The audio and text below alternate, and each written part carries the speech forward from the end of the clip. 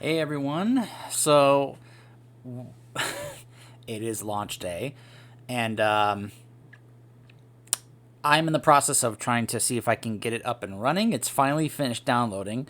I'm just checking some of the other technical stuff in terms of getting to log in, just scanning and repairing any files just to make sure everything is okay and ready to go before we start the official playthrough. But in the meantime, while waiting, I thought it'd be kind of cool because I saw this pop up on the side here of the launcher, and I thought it'd be kind of cool just as a little refresher with the me filling in a bit of extra little bits from what I've gathered from a few of the books, one in particular, or actually a couple in particular. Anyways, this is Warcraft 3, the story so far, basically giving you a general idea of what happened back in Warcraft 1 and Warcraft 2, because let's be honest, Warcraft 1 and 2, when you look at them, it was basically just, hey, here's a little summary, now go play the mission. It was very gameplay focused, and even though there was story going on in those two, it wasn't really a big focus. In fact, some of the story and lore stuff in the first game was actually kind of wrong, because it wasn't really designed that way. It was, it's like playing either one. It's like you come out victorious either one, when that's not necessarily what happened. So this is a nice way to help let people know what was supposed to have actually happened in those leading up to this. Conflict. Now, I find it funny that it says this. Conflict is, in a series called Warcraft, an arguable necessity. I would say yes, it's extremely arguable because, well, I'm one of those who does not think the whole forced dichotomy between the Alliance and the Horde is a mandatory thing. It was basically a corporate thing to, because they thought it was the only way to have PvP in there, because apparently, because back then some MMOs were extremely PvP focused, but anyways. But battles of good versus evil are never straightforward when cosmic deities meddle in the matters of mortals. When a fallen titan, possessed of untold power and a desire to scour all life, ordered the corruption of the orcs, they were set on a path that would end in an inevitable clash with a nation of humans enjoying a prosperous existence. This universe-spanning conflict helped forge Azeroth into the world that we know it as today. Read on to relive the history of Warcraft and prepare yourself to take up arms in Warcraft 3 Reforged. Of orcs and humans in Warcraft. Once the greatest warrior of the godlike titans, the assemblage of cosmic entities responsible for the shaping and ordering of the universe, Sargeras succumbed to the all-consuming corruption of the twisting nether, a plane between worlds composed of chaotic magics and its resident fiends while attempting to shield his brethren from its depravity. Convinced that the only way to spare the universe from the Nether's demonic entities was to purge it, he soon turned his power on the cosmos, seeking to cleanse all life in existence. I feel the need that I should point out that according to Warcraft Chronicles Volume 1, it was actually the revelation that he found out about the old gods and the Void Lords and their being able to corrupt planets the way they could that led to him to that conclusion, because he saw what an old god corrupting the planet could do. And he found out about... Yes, he did find out about the demons and such, but he also found out about the Void Lords, and that's what really threw Sargeras for a loop and basically led him to this way of thinking of, well, the universe is corrupted, we gotta wipe out all life and start all over again, because that's what we Titans do. So I find it funny that it says here that it's because of the demons he wanted to purge the universe instead of the Void Lords, since that's what Chronicles Volume 1 said. But anyways. To this end, he forged the demonic Burning Legion. Yeah, he basically was like, I'm gonna, and we find out more about what was going on with the demons before Sargeras made them into the Burning Legion if you play as a warlock in WoW and do the Greenfire questline in Miss Pandaria. If you don't know what I'm talking about, I have a video on that questline. Go check it out. After a failed attack on Azeroth 10,000 years ago, where apparently nothing took place in a span of 10,000 years, which is absolutely absurd, Blizzard learned to learn about scale of time. Sargeras saw an opportunity to once again strike at the world, and possessed the Magus Medivh, intending to use his power to foment... Is that a typo? Foment? I didn't know that was a word. A war between worlds that would force Azeroth to buckle upon itself. Little bit of extra clarification on that last part there. There was a point in time where he showed up on Azeroth because he's a Titan. He's the size of a planet. He can't do that on his own. So he showed up there in the form of an avatar. Something that could kind of embody just a portion, a fraction of his essence and power in order to try and orchestrate the actual version of him showing up so he could destroy the planet. And he encountered and fought Aegwynn, who was the Guardian at the time and was extremely powerful. And she basically went toe-to-toe with him. By the end of it, the Avatar was basically wrecked. It was laid to rest in a place that became known as the Tomb of Sargeras. That's why it's called that. And what was the portion of Sargeras from the Avatar basically found its way into Aegwynn and kind of like lay dormant and corrupted her. And she eventually met, Medivh's father. I forget his name. Aaron, I think it was. I can't remember at the moment. But when she gave birth to Medivh, basically that portion of Sargeras passed on to Medivh and kind of stayed in Medivh until he grew up to this point in history where he could now have full influence over Medivh for this orchestration plan. Corrupted by the malignant magics of Sargeras, Medivh, the last of an ancient line of powerful magi, and friend to the throne of Stormwind, worked to orchestrate Azeroth's downfall. They do try to, I know a lot of people don't like the Warcraft movie. I actually really liked the Warcraft movie. I enjoyed it for what it was.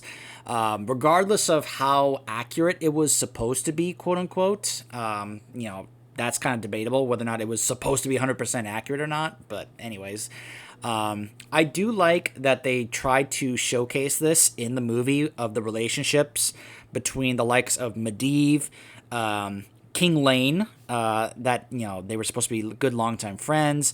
And then, of course, with Khadgar and Anduin Lothar. I did like that. He found in the far-off world of Draenor a kindred spirit, the powerful warlock, Kil'jaedan.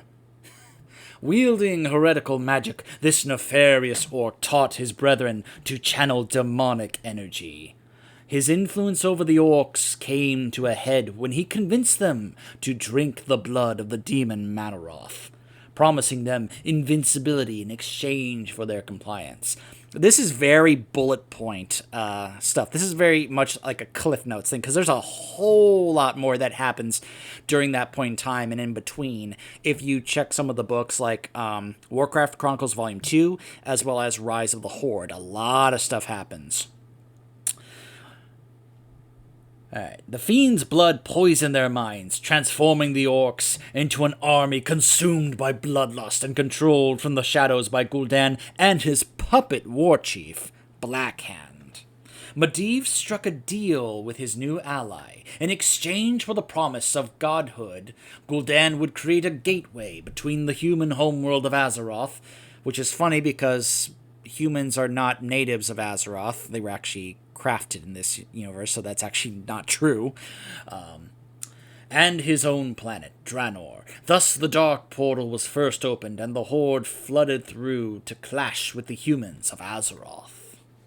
If you want more clarification on what I mean by that, in Chronicles Volume 1, it actually points out which races are actually native to Azeroth, and which were kind of like brought. Like, for example, the Orcs are not native to Azeroth because they came from ogres and are native to Draenor, so... I love this image here of, this is kind of a little inaccurate, somewhat, based on which orcs this is showcasing. You could probably say this is Durotan and Orgrim because of not only their skin, but also there's a frost wolf there. Plus, I find it funny that, I do like all the different flags of the different clans, but if this was showing the Horde that was being run by Kil'jaedan and Blackhand, and which was really being run by Kil'jaedan, because that's who they were really working for, it would show the green-skinned orcs consumed with their rage and bloodlust from drinking that blood. But anyways. The orcish horde assailed the humans' heartlands, razing entire towns and leaving ruin in their wake. For years, orcs and humans clashed in savage skirmishes, each side biding their time and surveying the enemy with the intent to launch a full-force strike when the hour was right. 3 years after the Dark Portal was opened, the horde marched on Stormwind City. Though their first attack was repelled by the king's commander, Anduin Lothar, the horde retreated to regroup and decided how best to land a decisive blow against the human kingdom. Meanwhile, Medivh's apprentice, Khadgar, yeah, my man, confided in King Lane and Anduin Lothar, revealing that his master had been corrupted by dark forces and had unleashed the horde upon Azeroth.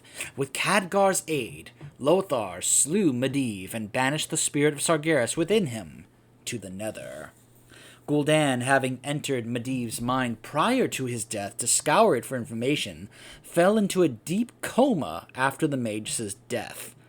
This obviously was not shown in the film. The film took a different approach with that part. And they also do something different with Blackhand, as you'll see as I continue reading here. The great orc chieftain Orgrim Doomhammer found himself disillusioned with the Horde's leadership under Gul'dan and Blackhand. Partly because of Durotan, because, especially in Rise of the Horde, it showcases the friendship and the bond that Orgrim and Durotan had with each other. They were basically brothers. Sensing an opportunity, he challenged Blackhand for the mantle of War Chief and emerged from the fray victorious. Again, try to forget what happens in the film because Lothar kills Blackhand, but anyways. United under the banner of Doomhammer, the Horde marched upon Stormwind once more. While the city was under siege, Garona Half-Orcan, a former ally of the humans who was secretly in the thrall of Gul'dan's Shadow Council... Again, try to forget what they did with that in the film. I mean, like I said, whether or not the film's supposed to be accurate, I did still like what they did in the film. It's just whether or not that's supposed to be canon or not, which I'm pretty sure it's not, but it was a nice way to kind of get people interested. Secured victory for the orcs and assassinated King Lane under the council's orders. The morale of Stormwind's military died along with him, and the city fell to the might of the Horde. Anduin Lothar declared the war lost, and retreated with the remnants of Stormwind's populace across the Great Sea. And that was Warcraft 1.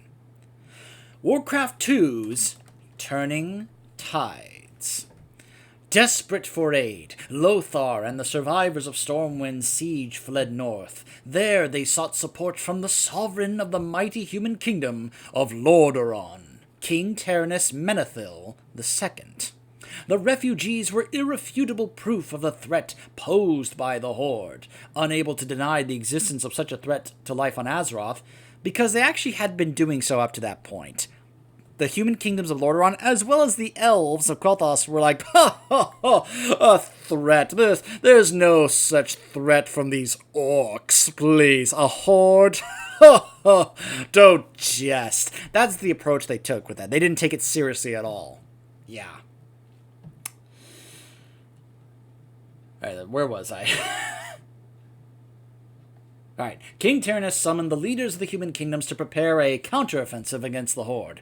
7 nations united under a single banner for the first time in 3,000 years, giving birth to the Alliance of Lordaeron.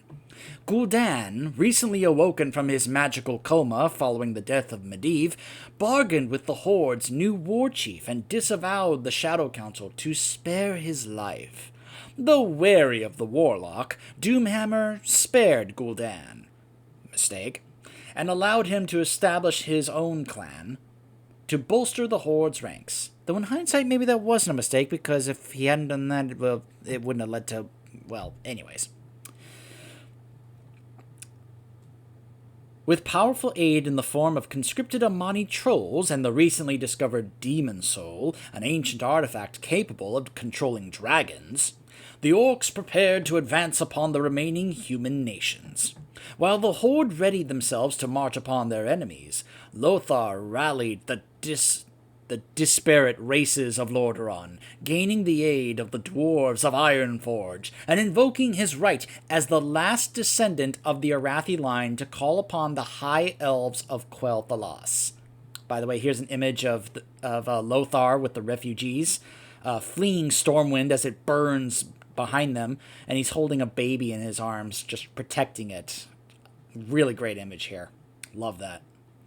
Bound by a blood oath sworn long ago to Lothar's kin, King Anasterion Sunstrider sent a small force of soldiers to Lordaeron's aid. First among them was the ranger captain, Illyria Windrunner. Orgrim Doomhammer led his horde north on a continued pace of destruction, following the remnants of Stormwind's people to Lordaeron and razing all that stood in his way. Though victory seemed in sight as the Orcish forces marched on Lordaeron, the city would live to withstand the latter days of the Second War by virtue of discord within the Horde's ranks. Doomhammer and his army, poised to strike at the heart of the Alliance, received dire news. Gul'dan had abandoned his fellow orcs, taking with him half of their military might to seek out the fabled Tomb of Sargeras in his pursuit of godhood. This is something I actually want to point out, that I like what they did with Gul'dan in Warlords and Legion, that version of Gul'dan. Not necessarily this Gul'dan, because this Gul'dan, as you could tell, was just basically stupid Sith evil. Like, I am evil because, yeah, it just, no. Whereas the other Gul'dan that they introduced in Warlords and carried on to Legion, he thought he wanted that until he got it and realized it was a mistake. There was a short story that led into Legion where he actually had gotten the power of the Fellstorm at the tomb that was going to open up the tomb to be a conduit for the rest of the Legion to pour through, but he didn't want to do that. He wanted to be on top now, and he told this to Kil'jaedan himself, and he has the power of the Fellstorm, and he is insanely powerful. And he's fighting he's fighting Khadgar and Maiev. And this is an interesting thing about that Gul'dan. As he's fighting them, he's not really trying, and he just kind of stops because he's confused. He's incredibly confused by them fighting him. He can't wrap in his mind as to why they are actually fighting him when they know that he could just kill them in a moment if he wanted to. And he's like, why are you fighting me? I can kill you. You know I can kill you. And he's so perplexed by this. He's just like not even really fighting because he's trying to figure this out until he has a realization that there will always be those who fight back. There will always be those like Khadgar and Maiev. There will always be people on Azeroth who will fight no matter what. And he realizes if he's on top like this, they're always going to be coming after him like this. And that's when he decides, you know what, I'm okay being lower down the pecking order on the totem pole here. I don't need to be on top. I'm fine where I am. And so then he releases the power of the Fellstorm to let the Legion pour through. And that's something I don't think this Gul'dan would have done. The one we're reading about right now, the original. I think he would have just been like, I'm going to kill all of you now. That just because that's how he would have embraced that whole power of Sargeras and the Fellstorm. Gul'dan's betrayal afforded the Alliance the very chance that it needed to turn the tide of war. By the way, as a reminder, we will see the final inevitable fate of this Gul'dan when we get to Frozen Throne later on. And when Lothar's troops rallied and pushed the Horde from the lands of Lordaeron all the way down to the volcanic fortress of Blackrock Spire. Unwilling to accept defeat, the determined Doomhammer landed one final blow upon the humans, putting an end to Lothar's life in a suicidal charge. As Lothar fell, his lieutenant, Turalyon, took up the mantle of commander, calling upon his brothers and sisters to persevere and fight on in honor of their commander's legacy. So inspirational was his battle cry that the human forces fervently cleaved through the Horde, scattering its army and seizing those they could find as prisoners of the Alliance. Those who were caught were herded into internment camps and left to wallow. And so the flames of the Second War gutted out. It kind of like ignores the expansion, the Dark Portal thing, where they went through to Outland and Ner'zhul with the portals. It kind of ignores that. But they do touch upon it in Warcraft 3. They do mention it. Medivh does, actually. And peace settled upon a land that for so long had been plagued by war. In the years following the Horde's defeat, the Alliance splintered, no longer held together by the tenuous covenant that had been forged out of common desperation. Thus the kingdom of Lordaeron was left to face alone an uncertain future. They touch upon how bad things get in the internment camps in the book Lord of the Clans, which is basically the story of how Thrall grew up and came to be the war chief of the Horde. It's a very nice lead up into what eventually happens at the beginning of Warcraft 3 here. As Warcraft 3, Chaos Rising. As Warcraft 3 Reign of Chaos begins nearly 13 years after the Horde's defeat, trouble stirs once again. Rumors of a plague spread quickly through the kingdom of Lordaeron, unsettling the citizenry and prompting King Terenas' son, Arthas, to investigate its source. A venture that will set him on a dark path and forever define his fate. Meanwhile, a young upstart by the name of Thrall rallies the orcs that have spent the past decade laboring in crowded internment camps, inspiring them to cast off the yoke of imprisonment and, what's more, take up their blades. It doesn't mention here, as it does in the book that I just mentioned, that basically the orcs were also hardly fighting back because they were kind of going through, I guess you could call it withdrawal, from the increased amount of rage and adrenaline and everything that the demonic blood caused them to feel.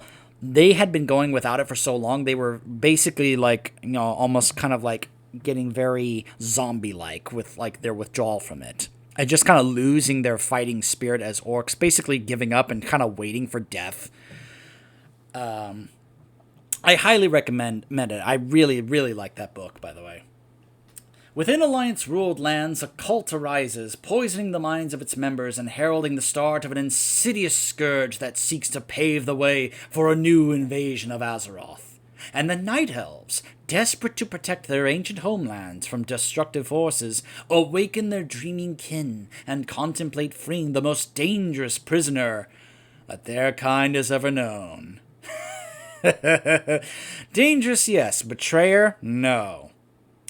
In a bid for the power necessary to stand against their enemies, calamity returns once more to the world of Warcraft and its inhabitants. Both new and old take up arms to fight for the future. Will you stand with them? Assemble your armies and live out this legendary chapter of Warcraft's history by purchasing Warcraft 3 for today. Which like I said, it's been prepping. I love this image here. Again, they touch upon a lot here. The